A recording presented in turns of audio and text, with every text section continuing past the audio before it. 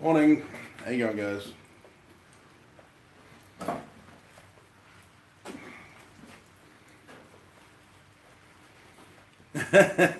Not quite, Yamez. Sorry. You lost. Hey, Logan. How you going, Daniel? You missed it, Yamez. Oh. Good morning, good morning. How are we all this morning?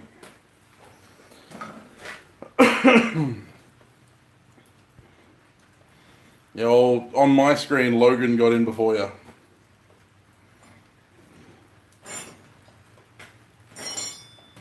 How you going, Nope?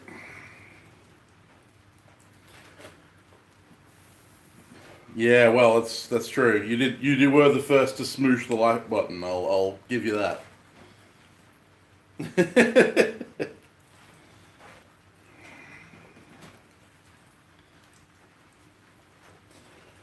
All right, so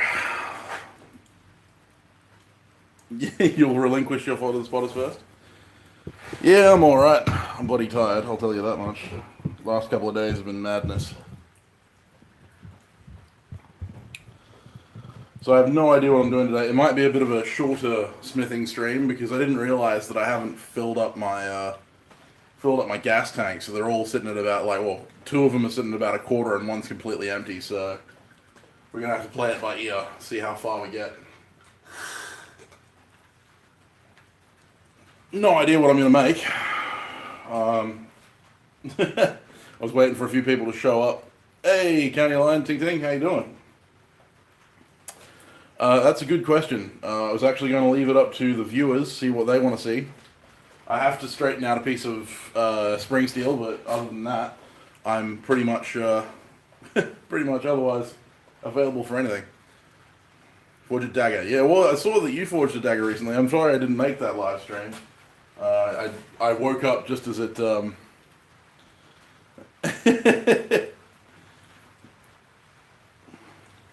Yeah, made quite a few daggers recently. A fire steel, yeah, I could do a fire steel. Got one sitting here actually. My the Viking style,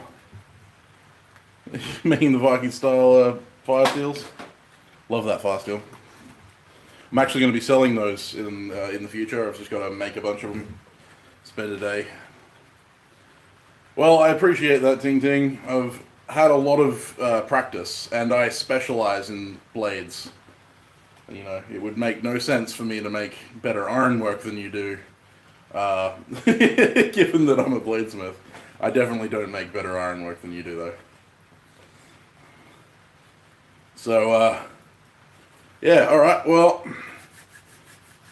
that sounds like a plan. I don't know if I have anything welded up already.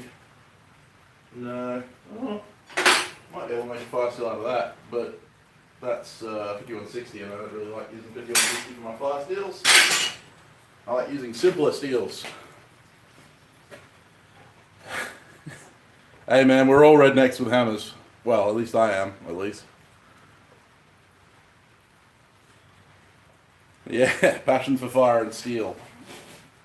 So do I, so do I. Alright, what do we got? Oh,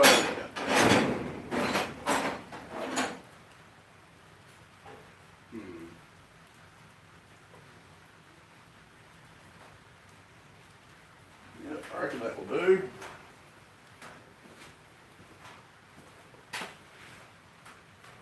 Only problem is, I can weld it up. Alright. So we're going to take this piece of file steel and make a fire steel, funnily enough.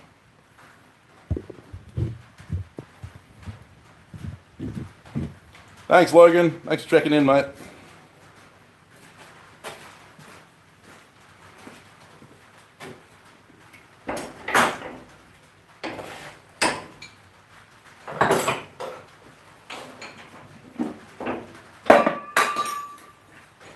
Knocking that off.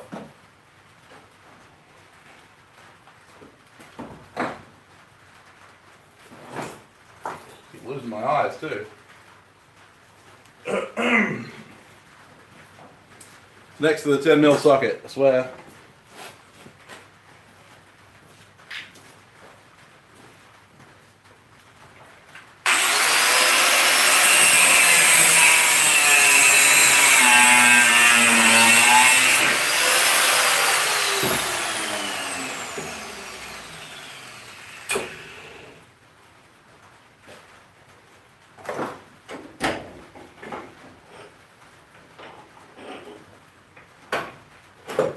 You can tell it's humid today. My bloody sunglasses are already fogging up. It's raining, but it's also like 28 degrees. Which is like mid-70s for you guys over in the US. It's like mid-70s. Actually, no, the 80s. Up towards the 80s. Up towards the 80s and about 70% humidity.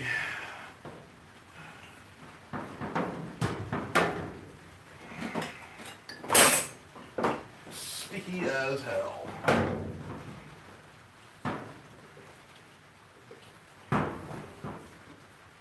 Jesus, what the hell happened here?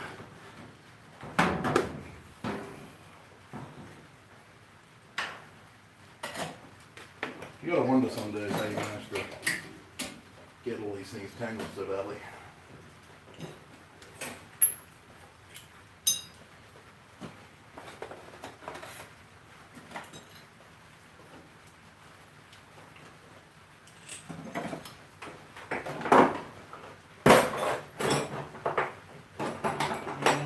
Too short.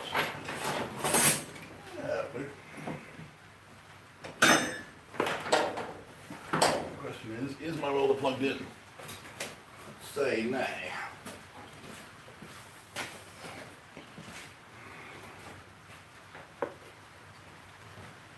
It's in my 5-booster. Here we go.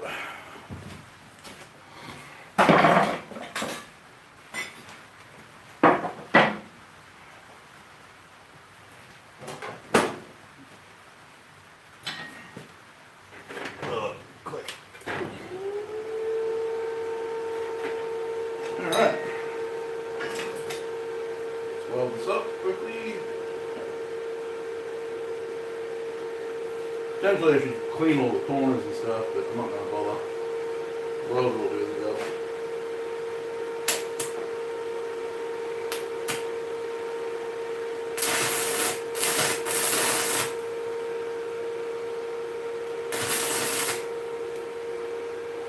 One.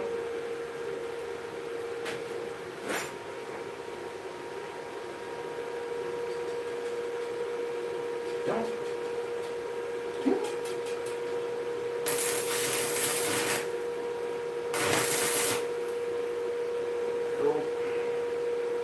That was a little too much. Slide and not much.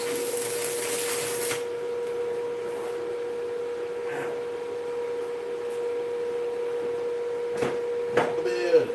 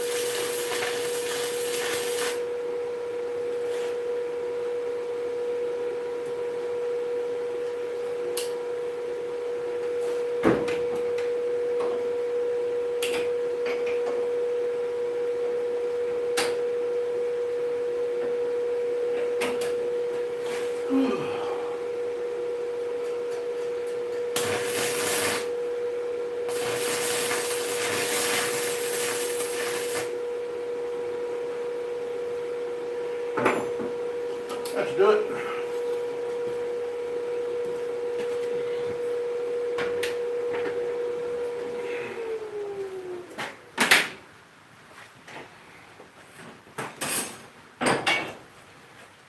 There we go. Have a file.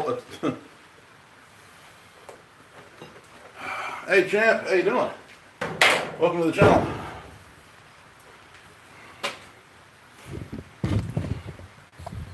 Sorry guys. Whoop. Missed a few things.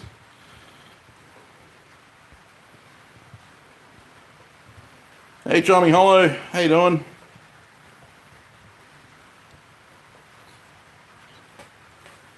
Yeah, forced perspective, sorry. It looks huge, but it's not. It's, you know, about the size of my head. So, okay, we've welded up our stock. Time to fire up the forge. I have quite a large gas forge. That is indeed what she said, Yamas. Ah, good God. Really need to clean up the workshop too. That is definitely what she said.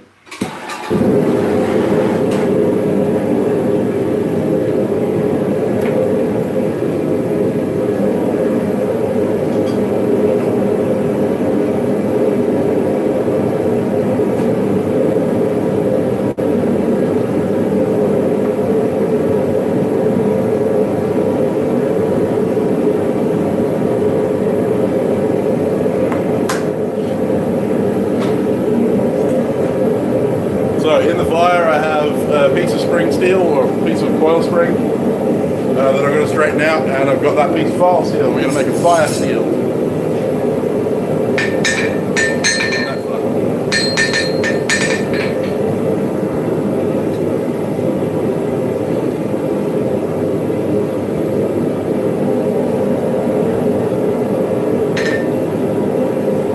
And I'll be using the same angle I was using last live stream. I'll be doing the anvil top stream.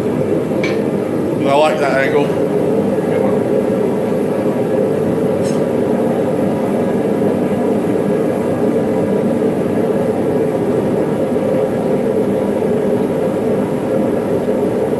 The waiting is the hardest part.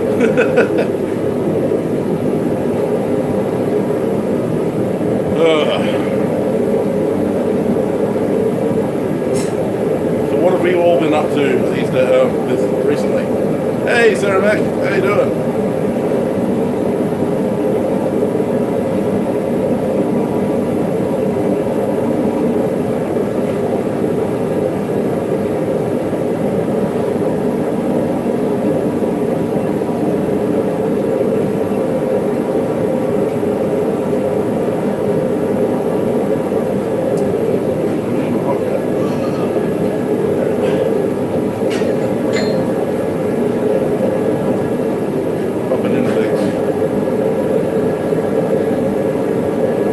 Waiting for that to get hot.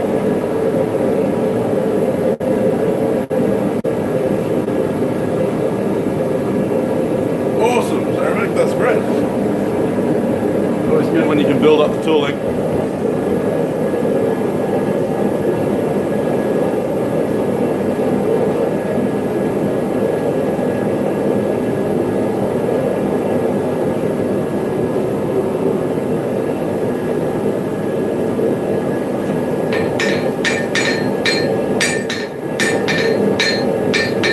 How you doing, mate? Not much. Got a roof. Rain. Rain is up.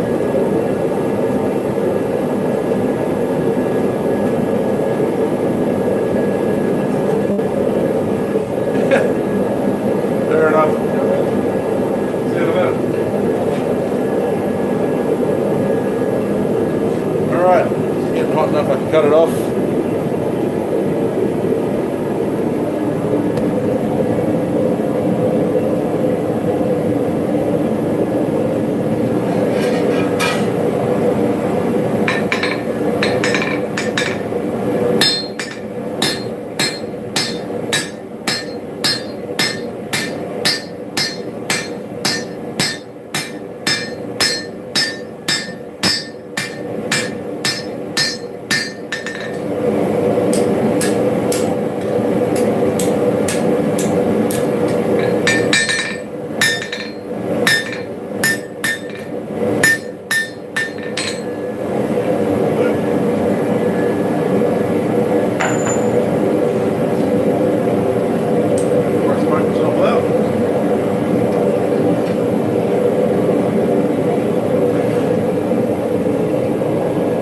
There you go, that's the end of the forging stream. Thank you very much for coming.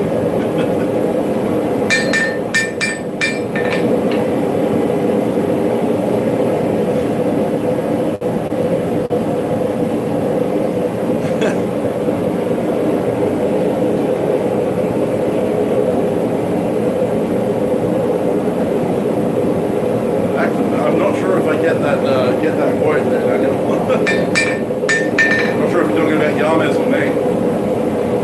I am most definitely not a midget.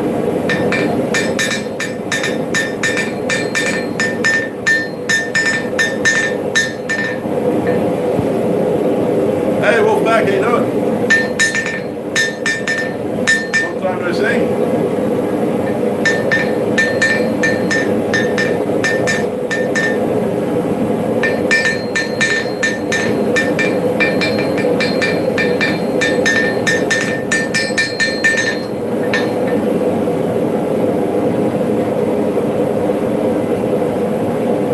Doing the waiting dance.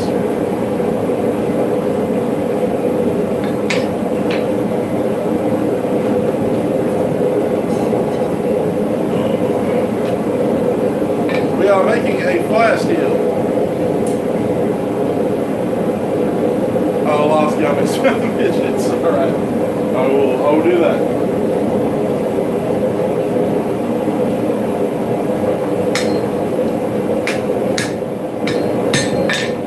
Probably change this to the handle.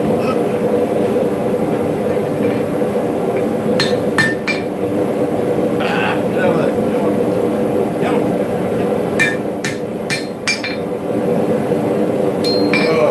How do I say it?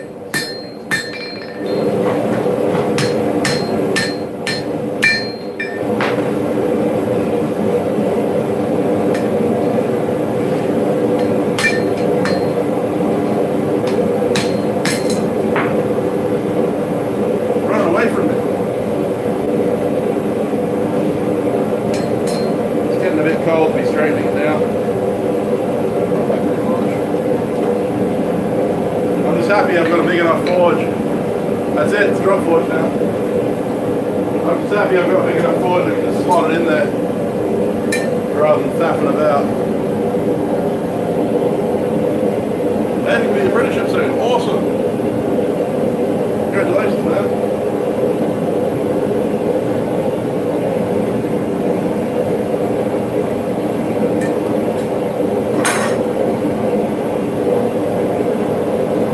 Whoa. Alright, let's start forging this fire steel.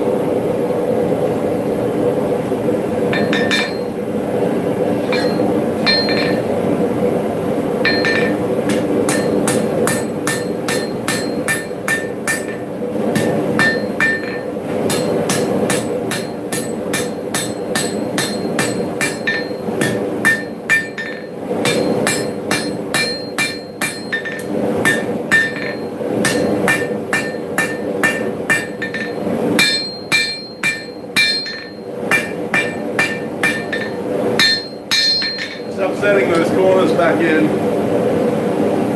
to make it less likely to come now.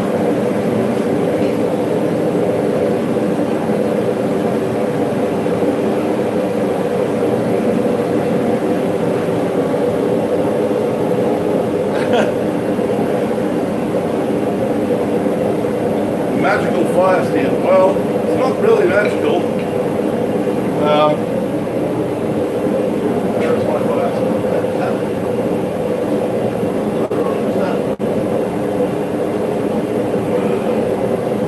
Okay, which one of you stole my fire steel? Very funny. Wow. Pick things up, I put them down, and I lose them. Oh! Get another thing lost in the 10mm socket.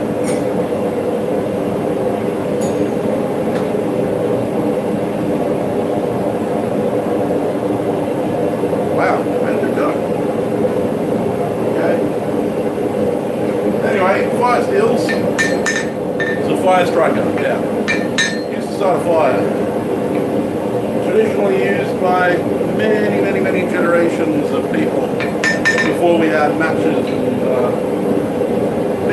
fires and stuff like that. I can't believe I put it down and I lost it already.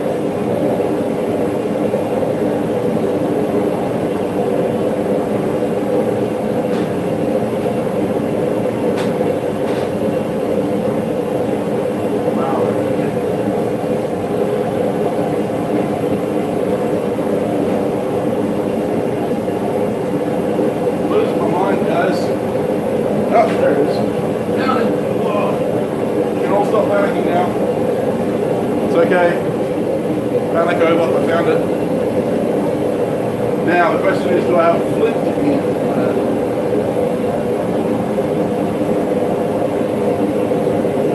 I have some Tasmanian flint, but that doesn't strike.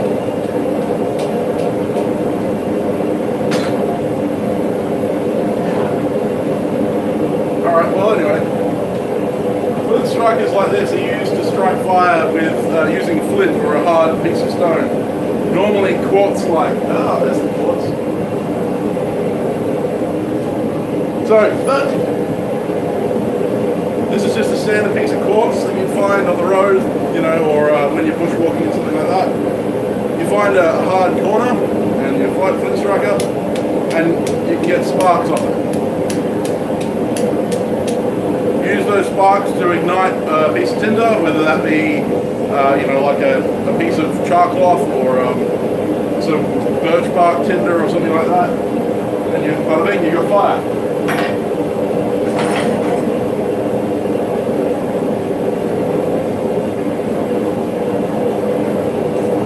Alright, let's straighten this puppy out a little bit more.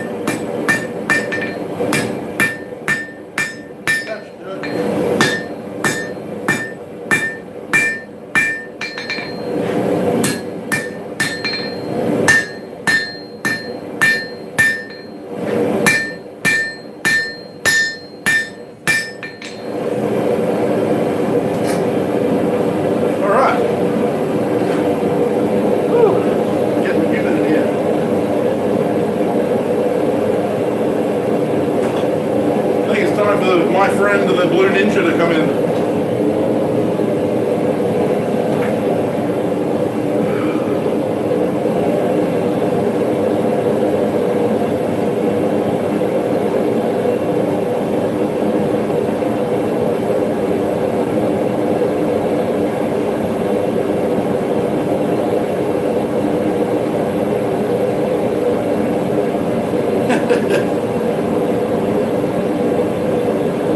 Yes, you do harden the fire steel. Well, you don't have to, but the harder the piece of steel that you're using to strike with, the more sparks you get off it. Like technically you can make a fire steel out of mild steel, but you'll get very, very few sparks out of a piece of mild. No worries, champ. Thanks for subbing, man.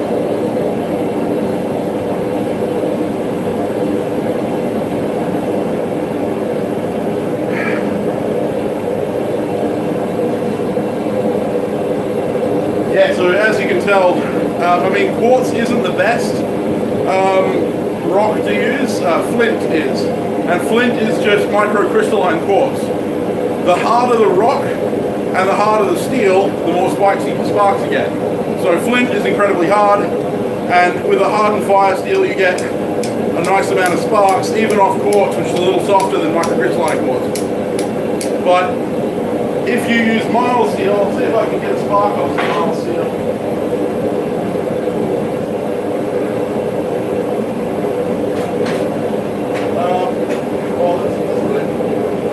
So this is some 1060, but it's unhardened. And it's got a lot of fire scale on it, so you might need to, well, I'll take that around for a second.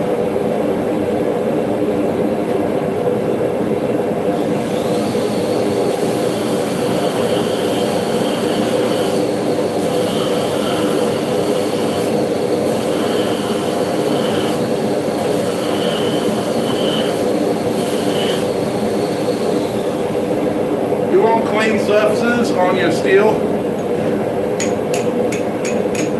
This is also really long, so it's really ungainly. But yeah, as you can see, it's really hard to get a good spark. Like, I'm not getting any sparks off this 1060 because all it's doing is stripping that steel off, but it's not requiring a lot of friction to strip the steel off, which means that it's not making a lot of heat. The more friction it requires to remove the fragments of steel, the more friction it requires to remove a piece of steel, the more heat it gives, which means the more sparks.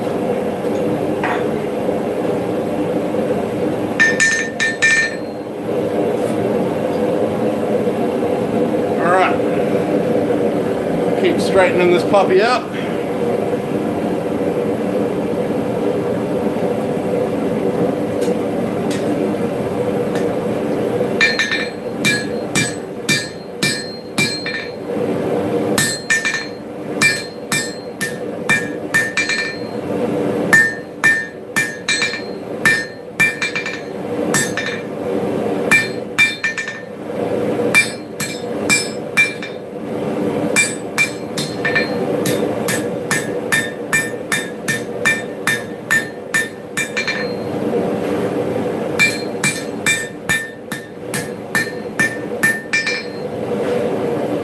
I want it to be pretty much dead straight.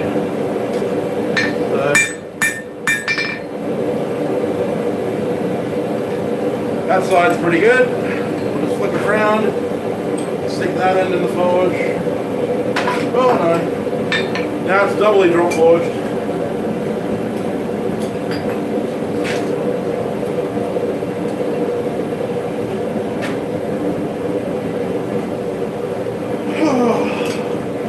That gas is running low.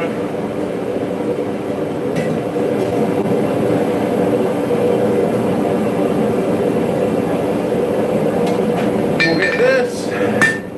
Keep forging down that wing.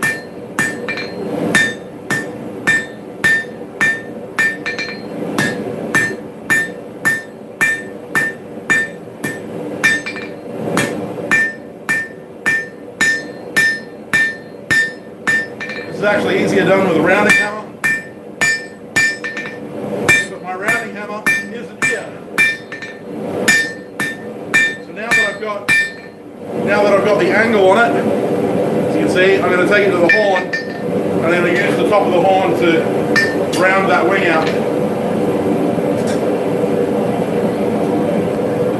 Back up.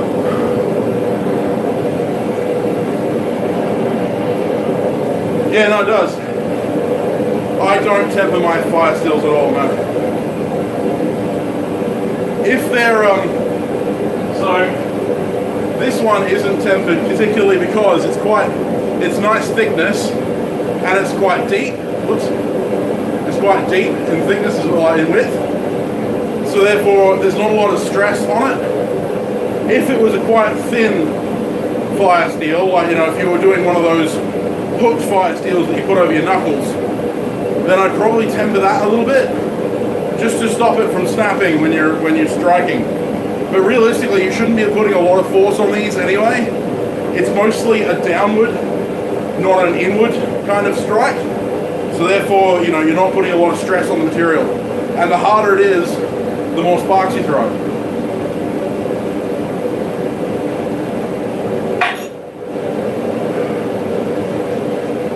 And actually, I found that the larger the grain structure, the better. So that was forged out of a file, and I heated up way past critical, up into the orange frame, like up into the orange kind of heat, and then I quenched it in water. So I really grew those grains quite large. Contrary to what they tell you to do with a knife or something like that.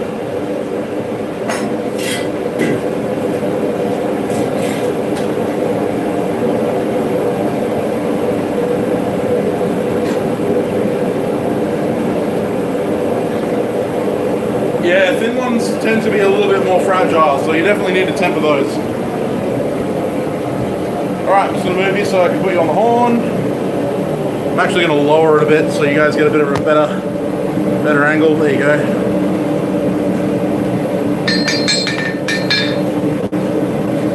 So I'm just going to use the horn to start drawing out.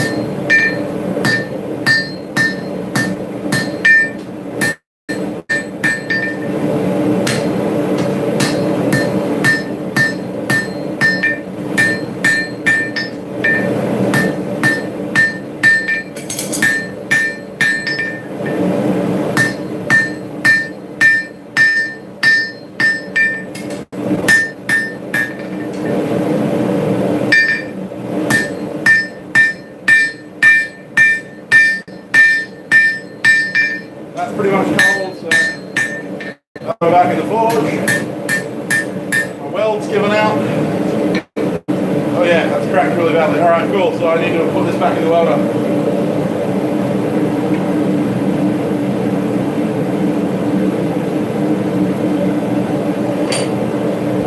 It's quite common, I'm not sure if you're going to be able to see it, it's quite common, you can see the crack, when you're welding high carbon steel for low carbon steel, that you'll get a bit of carbon migration between the two steels, and given that you're actually liquefying the steel in the filler rod, you can actually get cast iron out of your welds when you're welding high carbon steel with a mild steel rod, and so that can cause breakages quite easily. So now I've just got to weld that back up again.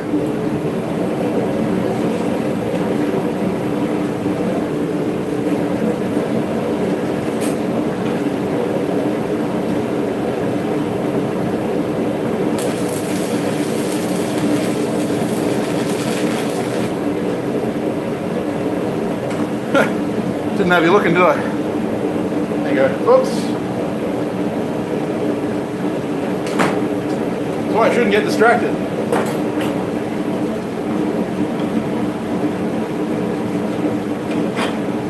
Just set fire to my welder table.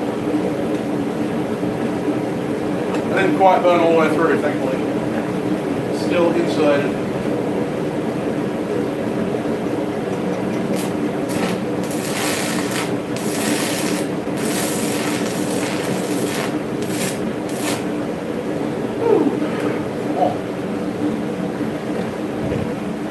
Turn that down a little bit. There we go.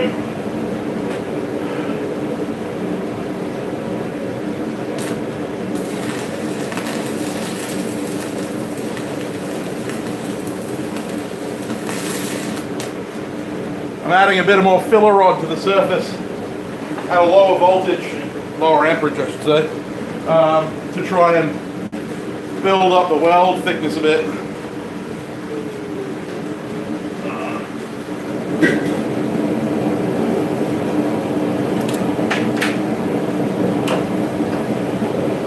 Alright, so she's re-welded, back in the forge. You can avoid some of that if you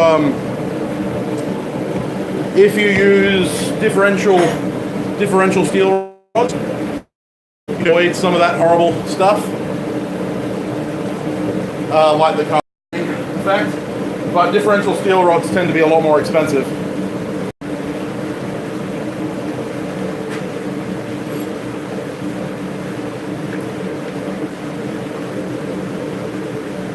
Okay, so this bottle is pretty much done.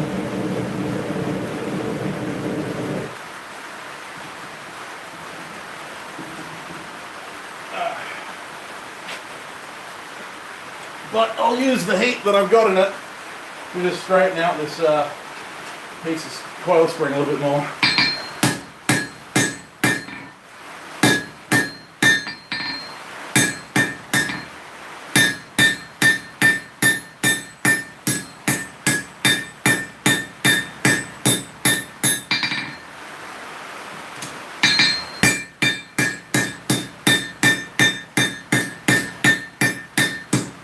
So here I'm not straightening, I'm actually forging in all the galling that I put into it when I was straightening it with the edges of the anvil.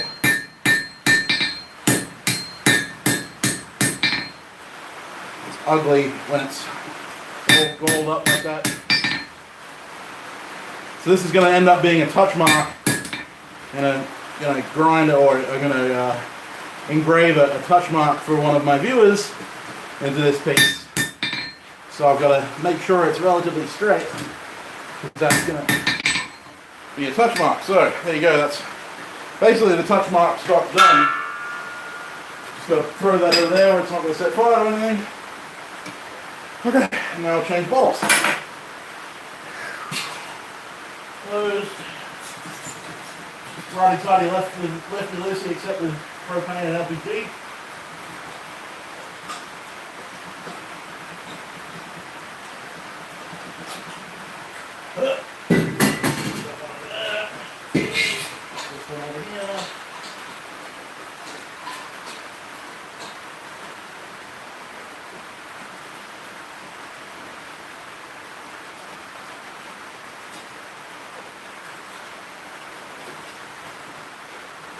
See if she's still got enough residual heat to ignite. Looks like she does. No. Alright. There's my blowtorch. Ah, there it is. Okay, so electric ignited blowtorch. Love this thing.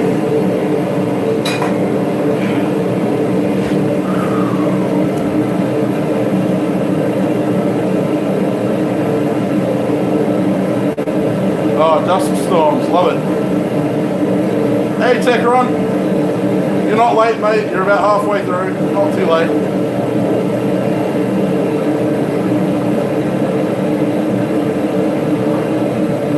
I have the other kind of storm. I have a rainstorm going on right now. Take you outside for a second. I need to step outside anyway because it's bloody warm.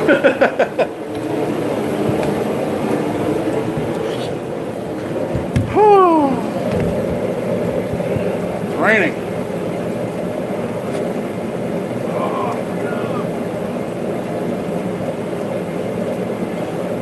It's been ages since we've had a decent rain.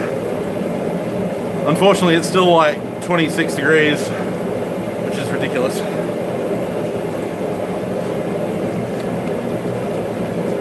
Yeah, palm trees. Kind of looks like Florida, funnily enough.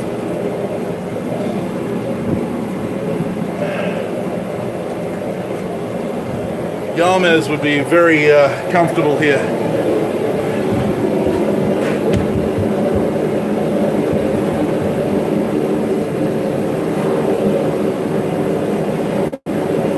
Yeah, well, you're in Germany. It's not surprising that you're unused to palm trees.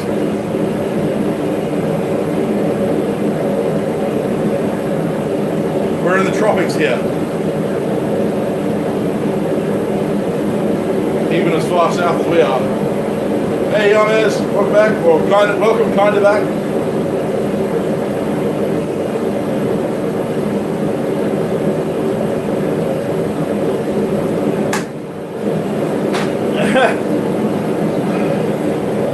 Oh.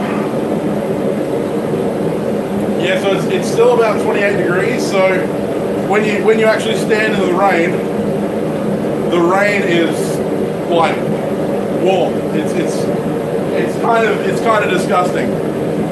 Well, I hate to break it to you, Caitlin, but it is Saturday. Hello from the future.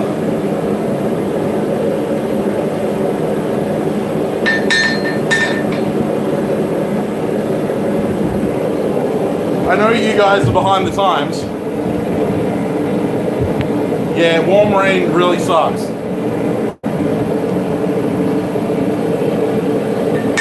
That's it, you're watching the future.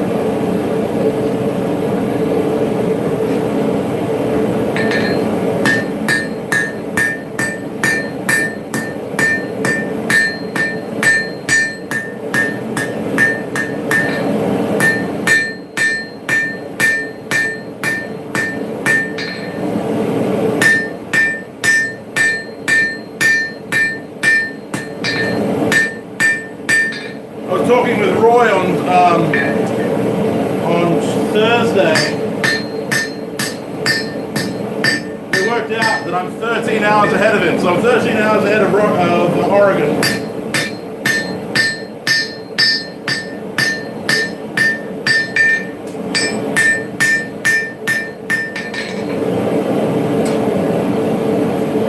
And for those of you who don't know, myself and a couple of other Smiths, Neil Zugman and Christ Standard Ironworks. For those of you who don't know, me and Valhalla Ironworks have started a podcast, a blacksmithing podcast called The Forge Cast. And the episode. There was an episode that released yesterday. We release an episode every Friday, and next week's episode. Yeah, cool. I have yet to film mine. I'm gonna have to do that. But so not the next episode, but the episode after that, we're gonna have Roy on the Forgecast talking about ornamental ironwork and getting started in blacksmithing. So if any of you are interested in listening to a podcast while you're working, check out the Forgecast on iTunes, Spotify, and Simplecast. You can also follow us on Instagram at the.forgecast. But yeah, it's a good little project. I was going to talk to you, Yamez. I was thinking I might get you to come in on one of the episodes if you're up for it.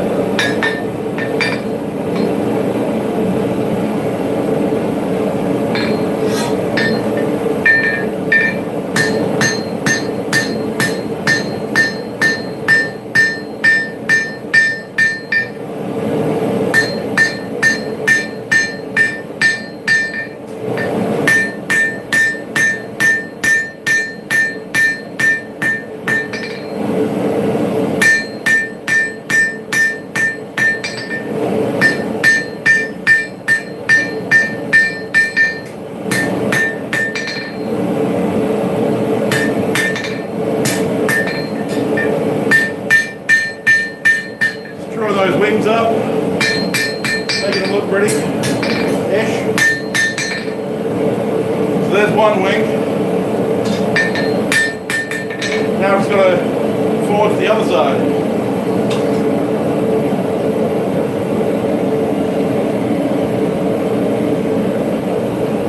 Good morning, B&B from the future.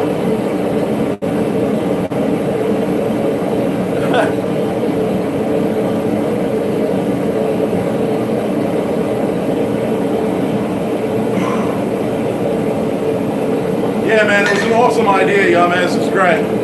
I love it. I've just been really slack trying to get back on my feet after burning my hand.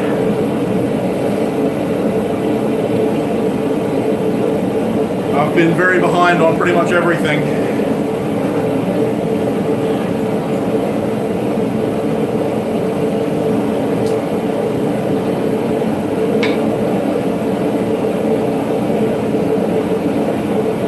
No, I haven't done one yet, Daniel. Hey, the treadle hammer, that'll be cool. I'm looking forward to seeing how that runs. Yeah. Yeah, it does.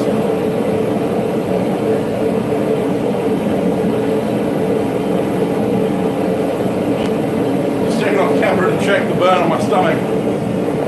I smacked into it with the tongs. The skin's still pretty fresh down there, so. That one took a little bit longer to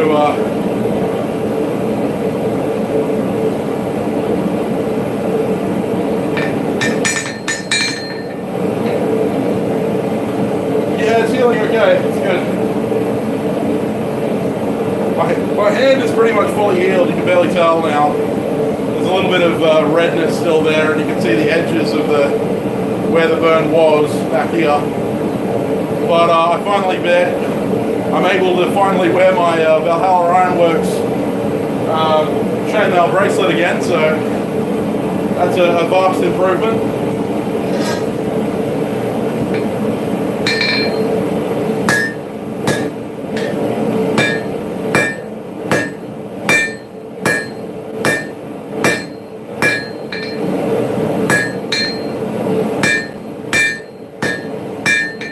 You guys can't see what I'm doing.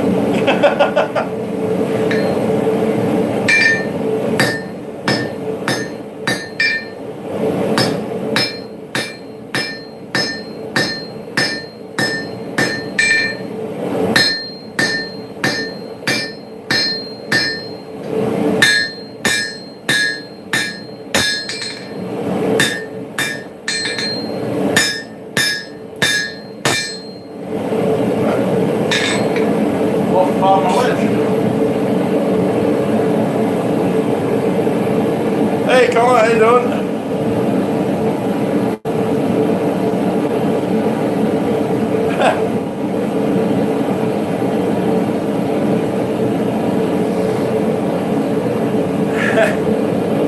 Hey, it doesn't matter how well known you are, it's important to get that message out there.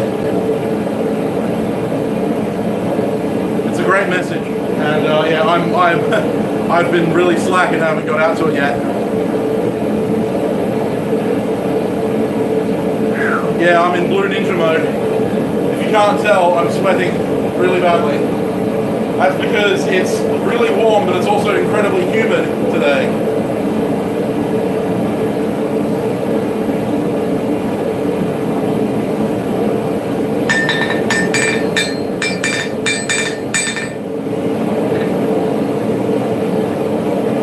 Oh, yeah.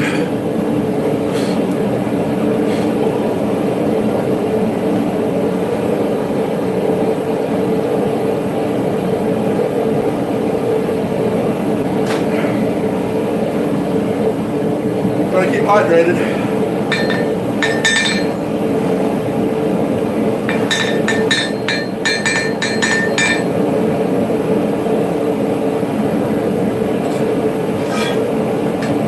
I'll change the camera.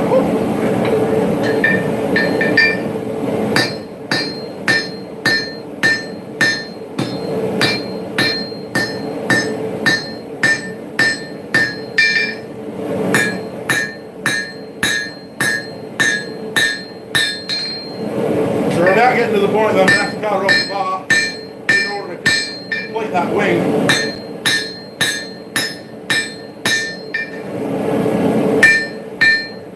You want to take the opportunity to clean it up as much as you can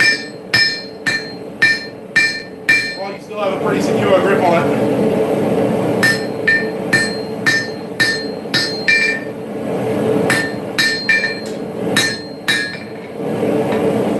That's pretty much as far as you can go before clipping it off. So I'm just going to grab my hot cut.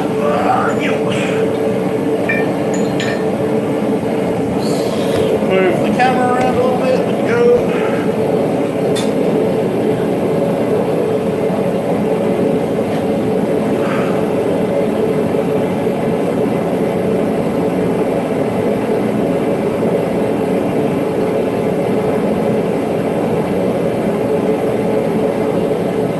I'm working on a fire striker,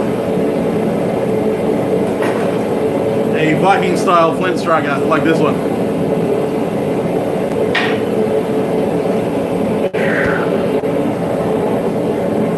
Just turn it up so so I can actually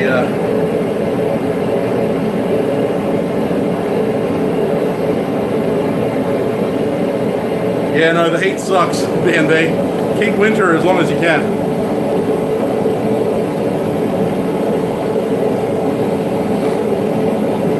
Yeah.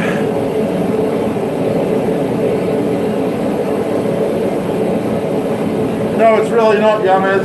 You can take it back, seriously. You're more than welcome to take it. I hate it. So, if you're having trouble getting it sparking, there are a couple of reasons it could be. A, you've got too much of an alloying content, so if it's like 5160, sub 9, something like that, then they don't spark as well. If you haven't hardened it, then they don't spark it as well. If it's stainless, it will not spark at all. So the simpler the carbon steel, the better. You know, and the harder you can get it, the better. The other thing is it depends on what you're striking against. Some things that say they are flint are not flint. So,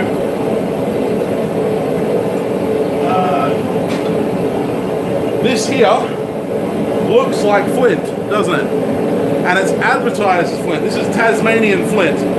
But Tasmanian flint does not strike a spark. It's got a hard edge.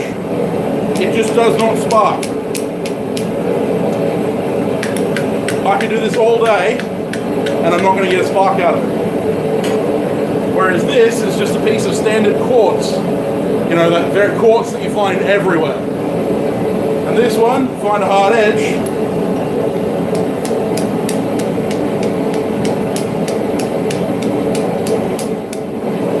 Sparks pretty good. So coil spring is a 5160 equivalent. Yeah, so it's got a little bit more of an alloying content. So therefore it doesn't spark as easily. It's got a little too much chromium and vanadium in it. You're better off using an old file like I'm using today. Normally around W1, W2 or 1095. It's got a lot of manganese in it, but otherwise it's a relatively low alloy steel. So it's pretty good for making flint strikers. So yeah, I'd advise old files. If you're going to be using recycled material.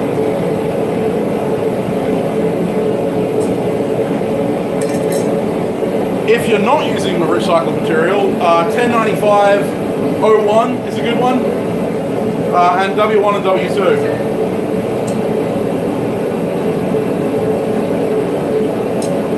Are all pretty good steels.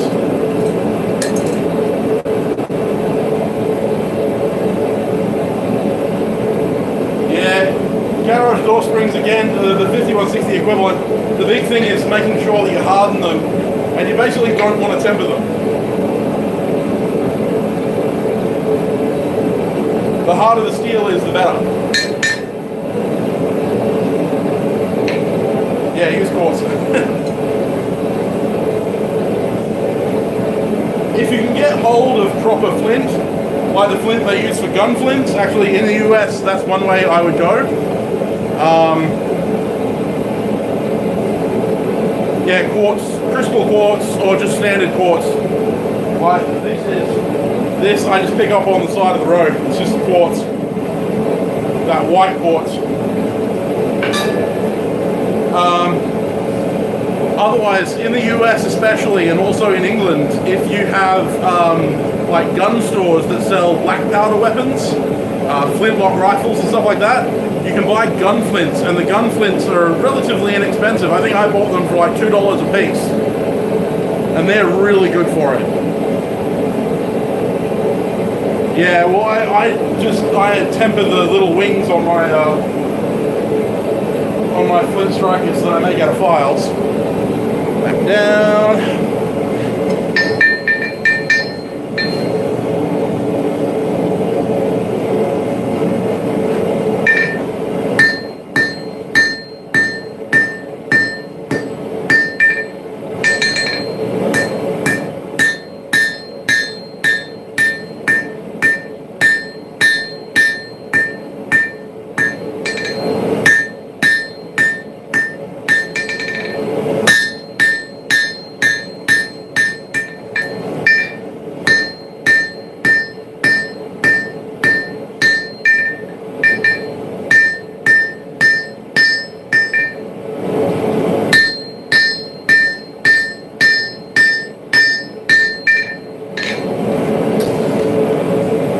As the steel gets thinner, it cools down faster.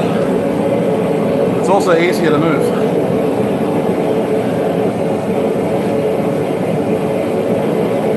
Yeah, it depends on where you buy them from. Third makes some really good one. Hey Ben, Third make a really good one. Nicholson, if you buy the Nicholson made in Mexico ones, they are all high carbon steel. New old stock, like old stock Nicholson files, they're all high carbon hardenable steel. But the best way to find out is to just heat up a small section of it, forge it out, and then quench it and snap it and see if it works.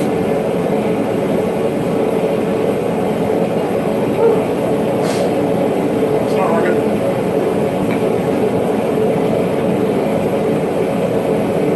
Oh man, it's humid today.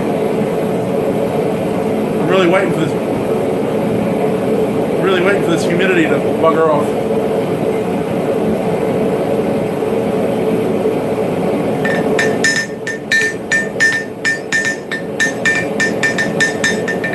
Yeah, I use old Nicholson files like for all of my old file work.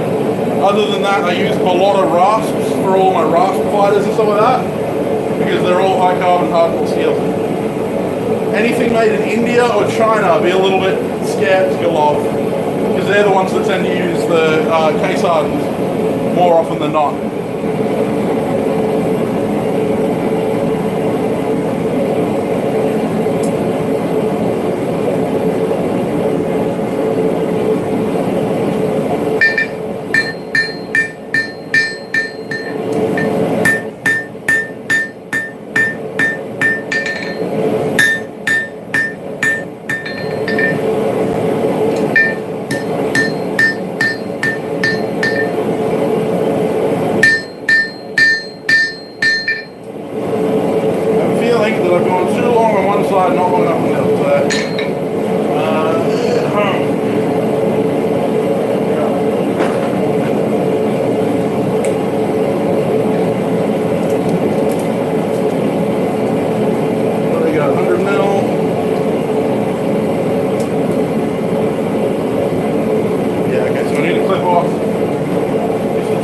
Section of the other one.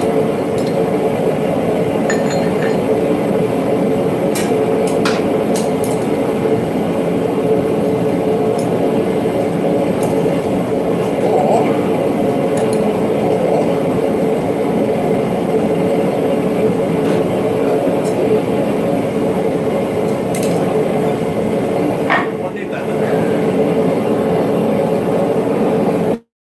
Smelt the dragon. How you doing, mate?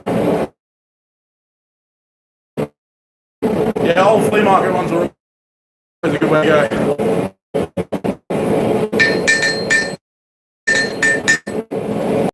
Welcome to the forge. Today you will be making a knife in yours.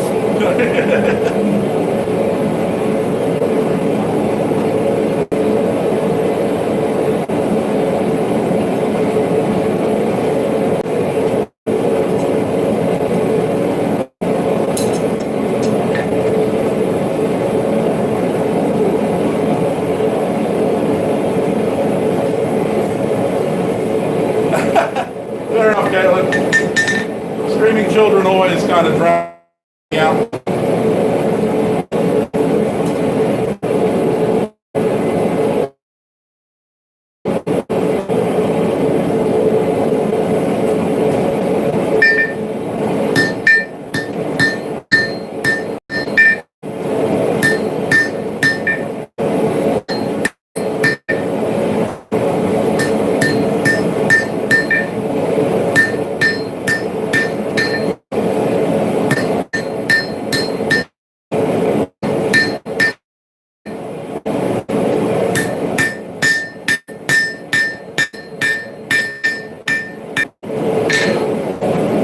Hey, Alan, how you doing? Can't see what I'm doing again. Really need a cameraman for these live streams. Looking at you, Techron.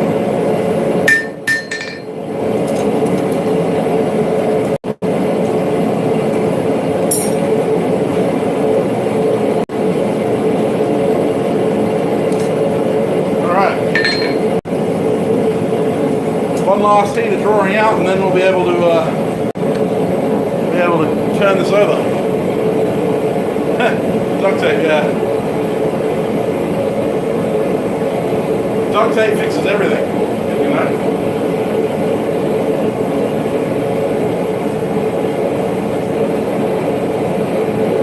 Ah, fair enough.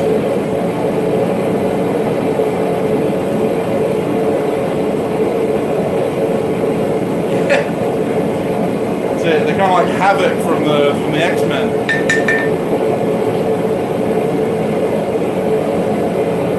Packaged ham. Oh, all right, fair enough.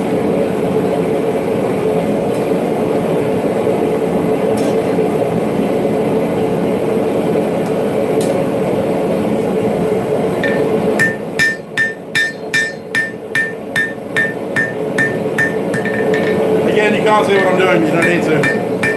I'm just truing up surfaces.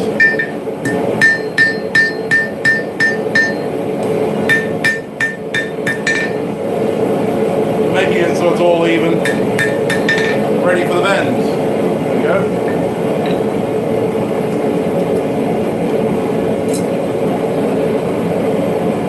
Temperature today is somewhere between 26 and 28 degrees, and it's about 80% humidity because it's raining and it's warm.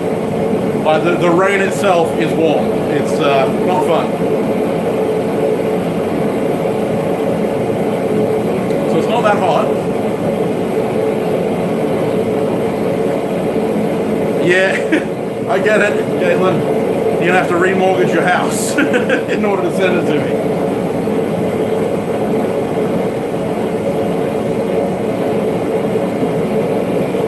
Yeah, mate, no worries. We'll sort it.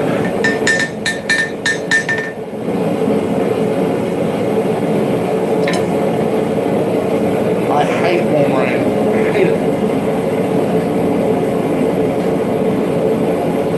I'll trade you. So I want to trade. Yep, I want to turn it that way. Shame Roy's not here. I'm making a scroll.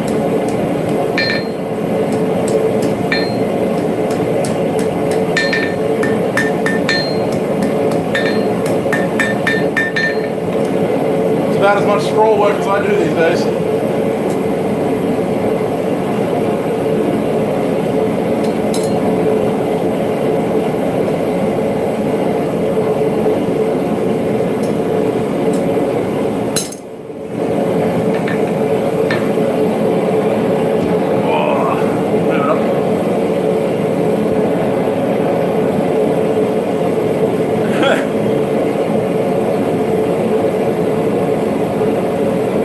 Gladly trade you, Caitlin. You want to move to WA? I'll move to Colorado. Straight up.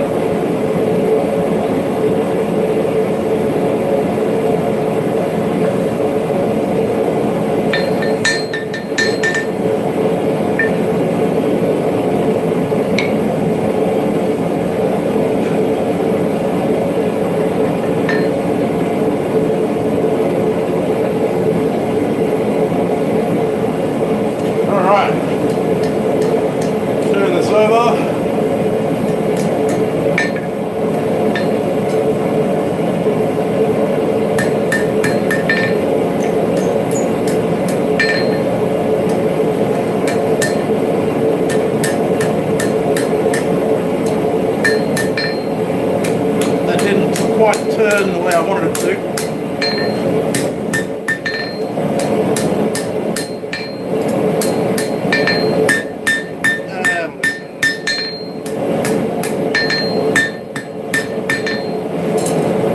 Alright, turn it around to the other side and it'll be done pretty much.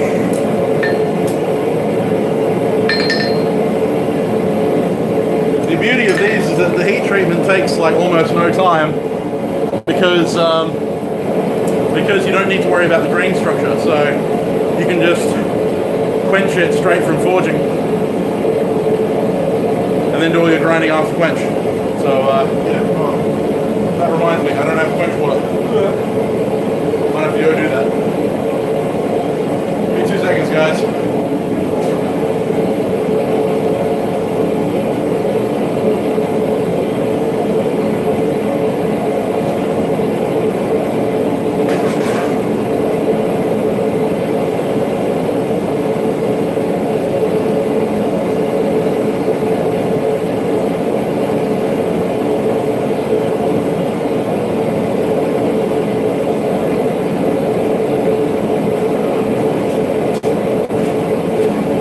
go.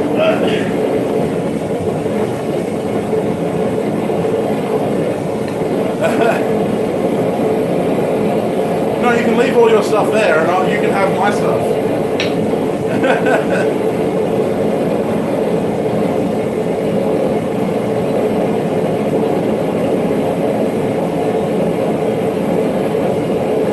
Yeah, I'm thinking of getting a PO box as well.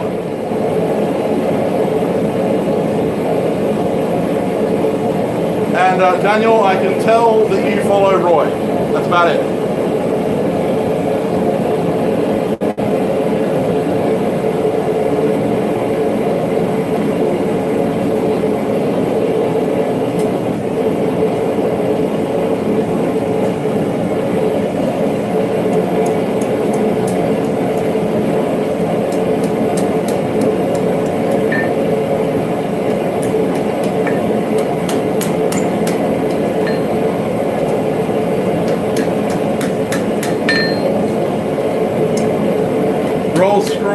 Roy's scrolls beat the pants off mine.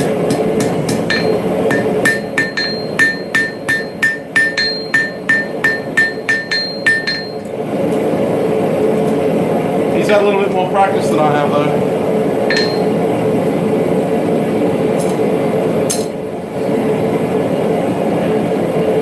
And for those of you who are interested,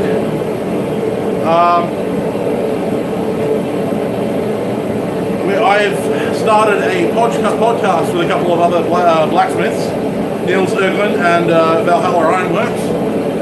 It's called The Forgecast, and we are a blacksmithing podcast. We upload weekly on Fridays, and one of the reasons I'm mentioning this is because Roy from Christ-Centered Ironworks will be one of our interviewees in the next 2 weeks. So we'll be interviewing him next week, and then the episode which he is featured in will be the Friday after next. So if you're interested in listening to a podcast while you're working in the workshop or just while you're doing your everyday tasks, check out The Forgecast.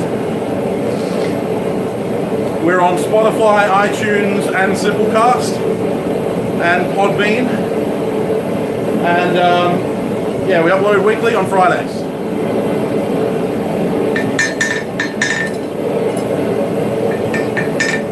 You can also follow us on the.forgecast on Instagram.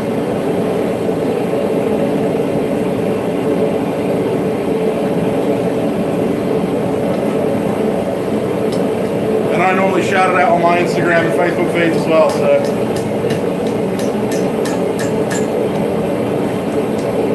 Make sure you go check that out. I reckon the episode with Roy is going to be quite cool. Not letting you see what I'm doing. Oh shit. Anyone who's got motion sickness, I apologize. That didn't go well.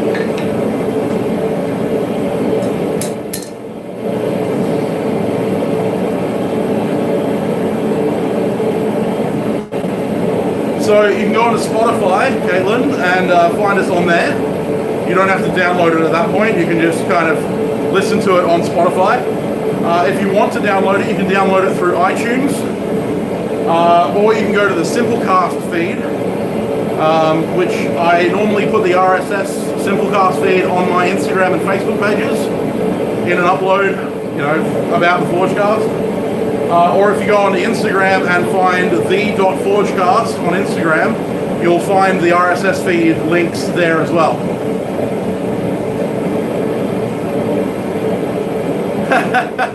Cheers, Daniel.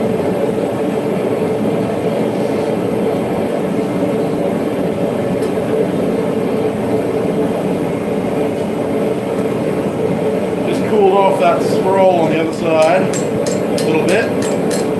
You don't want to do it too much because it'll harden on you and then you can crack it.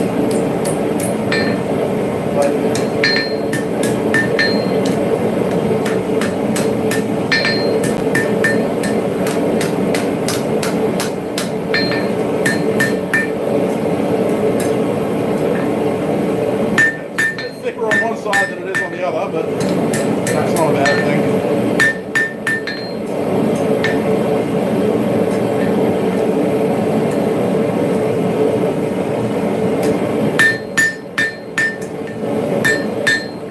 Okay, I'm going to get it So one more heat,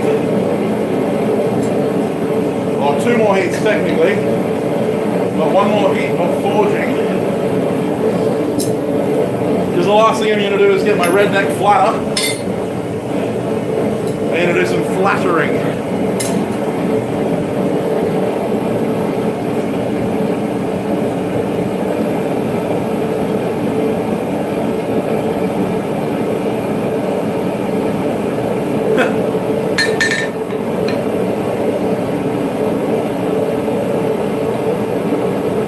Man, that's how much I'm sweating. My hammer handle is actually wet from the sweat coming out of my hands. Well, you can tell from the shirt.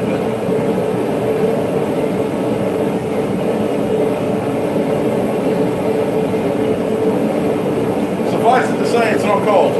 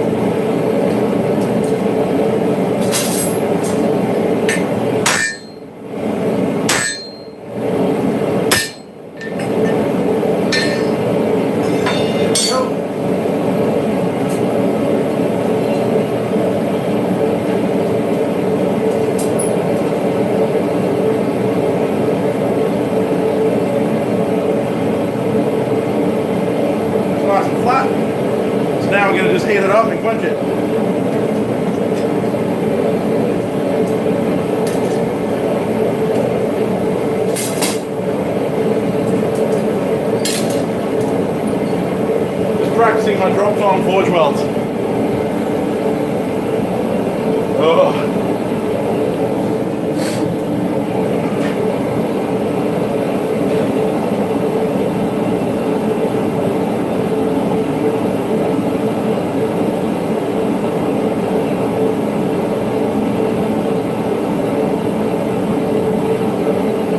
Flatters can be round or square.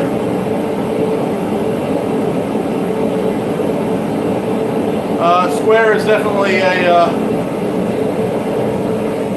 definitely more useful, but as long as you've crowned the edges of your flatter, it shouldn't be leaving marks in your work anyway.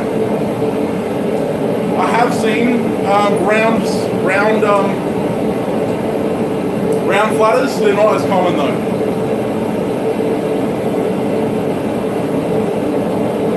All right, it's almost up to temperature. Again, this is going to be way above critical because I want large grain growth.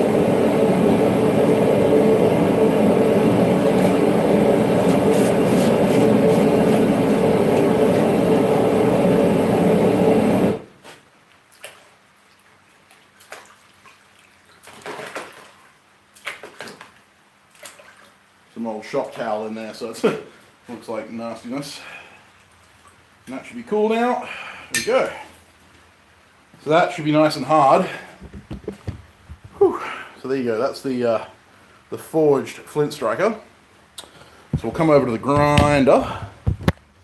Just remove the charger from my phone. Now the stream may drop out. I have got a Wi-Fi booster now, but you never know.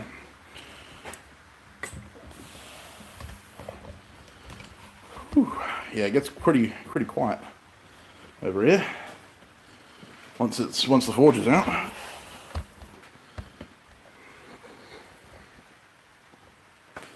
So So here we are at the grinder.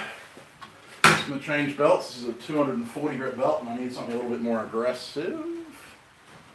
That one's a 50.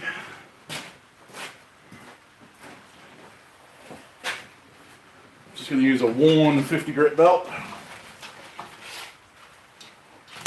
And before anyone shouts at me, I'm going to put my eyes and ears on.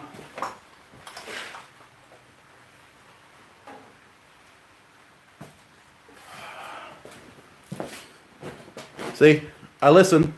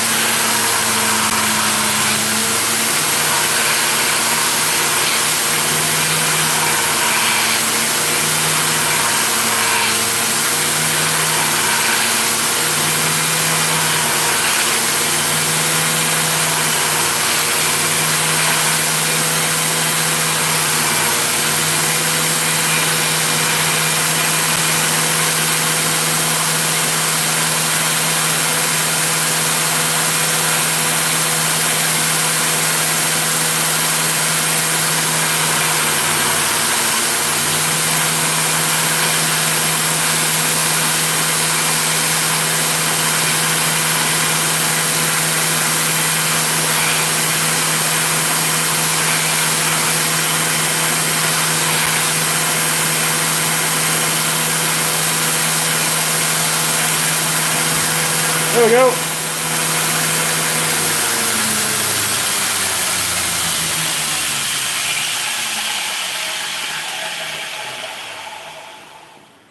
So that's pretty much it. I'm just gonna come over here.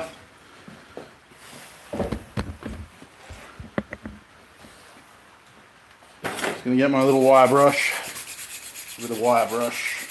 Take off any of the loose scale.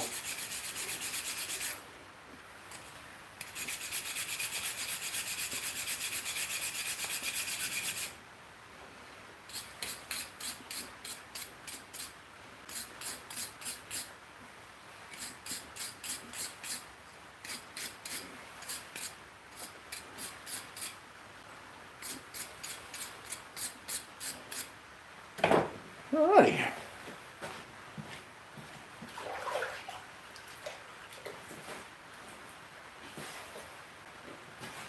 So, we have a hand-forged flint striker. Nicely shaped. 2 equal wings, a little bit open on one side.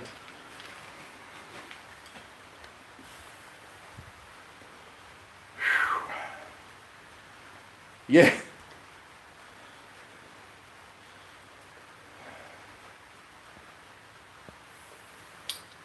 So, the biggest test is, now I've quenched it and hardened it, it's ready to go. And these rounded corners, one of the reasons I really like this shape is because it's rounded on these ends, which means that when you're going to strike, it's not going to have a hard corner strike the corner of the stone and potentially chip a piece of the stone out, which means your stone's going to last longer. But try and get it a little bit dry, which is hard to do in this bloody weather. But now we'll see if it sparks. It's hard to do with the light behind me. Let's find a place where it's dark. Ish. Darkish. There we go. That's a bit better. Okay, find a hard corner. Most of the hard corners in this have been used. Yeah, definitely got some sparks.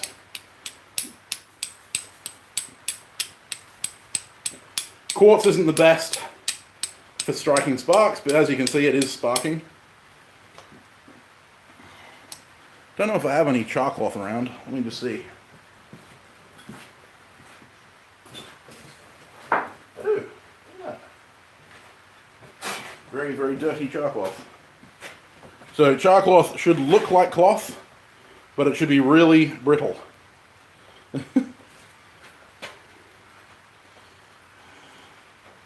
And I like using towel because it creates these little like furry bits.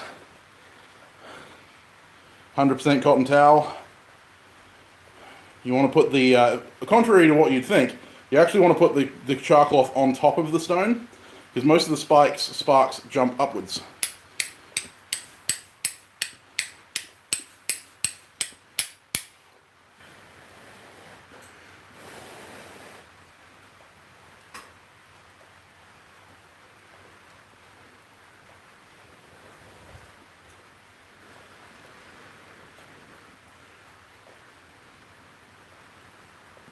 So there you go. A Viking flint striker.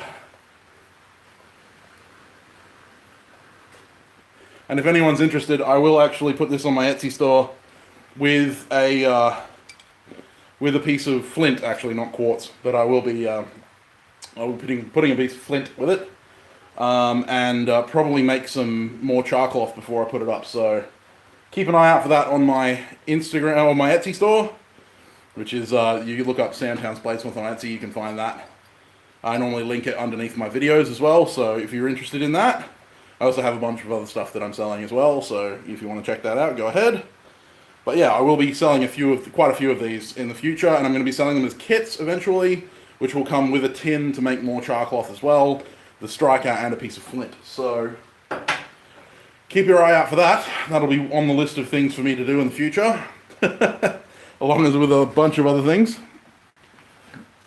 But I'd like to thank you for coming and hang out with me in the workshop today. It's been a been a warm one, but so char cloth is similar to charcoal. Actually, if you look up on my channel, I've made a Viking flint striker before. The one that I showed earlier was actually one from the